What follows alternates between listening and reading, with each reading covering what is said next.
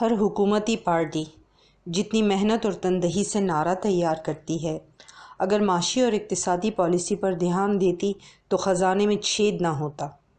الفاظ کا چناؤ، وزن، سر، لے، دھن نفسیات پر اس سٹاک سے پڑتے ہیں کہ دماغ پر سناٹا چھا جاتا ہے۔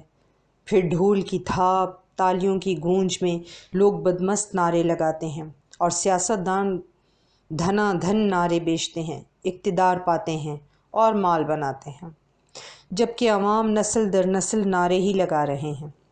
سوشل میڈیا پر آج کل ایک کلپ چل رہا ہے جس میں ایک بارش بابا شکر گزاری کی تلقین کرتے ہوئے کہتے ہیں کہ آج سے کئی سال پہلے ایک خاتون گھی کی گڑوی لے کر جا رہی تھی، پوچھنے پر بتاتی ہیں کہ اب اسے بیچ کر کپڑے کا جوڑا خرید لوں گی۔ یعنی اتنے سالوں بعد پھر وہ دوبارہ وہی گڑوی لے کر جا رہی تھیں۔ پوچھا اماں کہاں جاتی ہو؟ کہنے لگیں بیٹا یہ گھی بیچ کر ایک جوڑا اور جوتے خرید لوں گی۔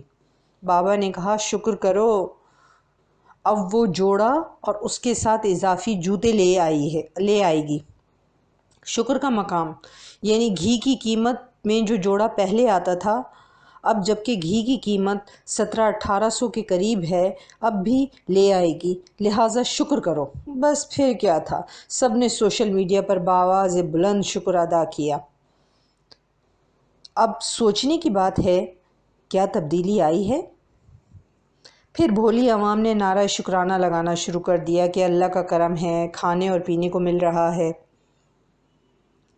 بھٹو کا نعرہ لگانے والے جانتے ہیں کہ کل بھی بھٹو زندہ تھا اور آج بھی بھٹو زندہ ہے۔ اس نعرے میں اس قدر سرور ہے کہ بھوکے پیٹ بھی دل کی دھڑکنیں بڑھ جاتی ہیں۔ لیکن نعرہ لگانے والے شاید یہ ادراک نہیں کر پاتے کہ سرور و مستی میں کل بھی جیب خالی تھی اور آج بھی جیب خالی ہے۔ لیاری کے جیالے کل بھی جیالے تھے اور آج بھی ہیں، لیکن لیاری جو 100 سال پہلے تھی آج بھی وہی ہے۔ تھر جو پہلے تھا آج بھی وہی ہے، تاہم کراچی جو پہلے تھا اب وہ نہیں ہے۔ بجلی ہے نہ پانی ہے، لیکن پھر بھی بھٹو زندہ ہے۔ پھر آیا قدم بڑھاؤ نواز شریف، ہم تمہارے ساتھ ہیں۔ اب عوام نے بھی قدم بڑھائے، نعرے لگائے۔ اسی طرح عوامی نعروں اور غیبی طاقتوں نے انہیں تو اقتدار پر براجمان کر دیا، اور یہ شہر اقتدار کے گیٹ پر نعرے لگاتے لگاتے واپس اپنی چھابڑی اٹھا کر مزدوری کو چل پڑے۔ آخر پاپی پیٹ کا سوال ہے۔ یوں نعروں سے وقتی سرور تو ملتا ہے، لیکن پیٹ تو نہیں بھرتا۔ پھر خان آئے اور ڈی چوک پر پہلے عوام کو تبدیلی کی مشق کروائی۔ مہینے بھر کی ریہرسل کے بعد نعروں پر عوامی سر پکے ہوئے۔ یہاں بات صرف گلا پھاڑ نعروں کی نہیں تھی۔ جدید ساز و سامان کے ساتھ باقاعدہ کانسرٹ کروایا گیا۔ کوریوگرافی کے لیے بڑے بڑوں کی مدد لی گئی۔ یہاں رقص و سرور کی بات تھی۔ عوامی گلوکار نے تان یوں کھینچی، جب آئے گا عمران بنے گا نیا پاکستان۔ بوڑھے، بچے، مرد، عورت جھوم جھوم گئے، جسم گرما گئے، پیر تھرک تھرک گئے۔ واقعی ایسی مشق اس سے قبل کسی حکمران کے حصے میں نہیں آئی تھی جس کا اس حکومت نے آغاز کیا۔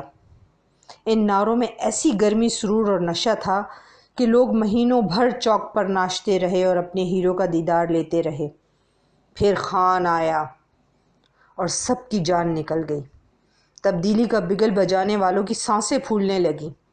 نعرے اوپر سے نکلنے کے بجائے نیچے سے نکلنے لگے۔ لیکن ہم تو چونکہ نعرے باز قوم ہیں، جان جائے پر وچن نہ جائے، اب بھی نعرے لگا رہے ہیں اور بھوکے جسم کو گرما رہے ہیں۔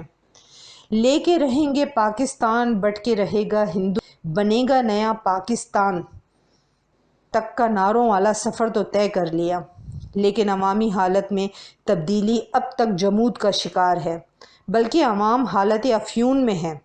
ہر حاکم نیا نعرہ دے کر سلا دیتا ہے، اور یہ نیم پژمردہ جسم لیے اور تار تار لباس جھوم کے زور زور سے نعرہ لگا کر دھڑام سے چاروں خانے چت پڑ جاتے ہیں۔ گدھ نوچتا ہے اور اڑان بھر لیتا ہے، لیکن فضاؤں میں ہلکی ہلکی گونج سنائی دیتی رہتی ہے۔ تبدیلی آئی نہیں، آ گئی ہے۔ اد کھلی آنکھوں سے لوگ یہاں وہاں دیکھتے ہیں۔ کیا واقعی تبدیلی آ گئی ہے؟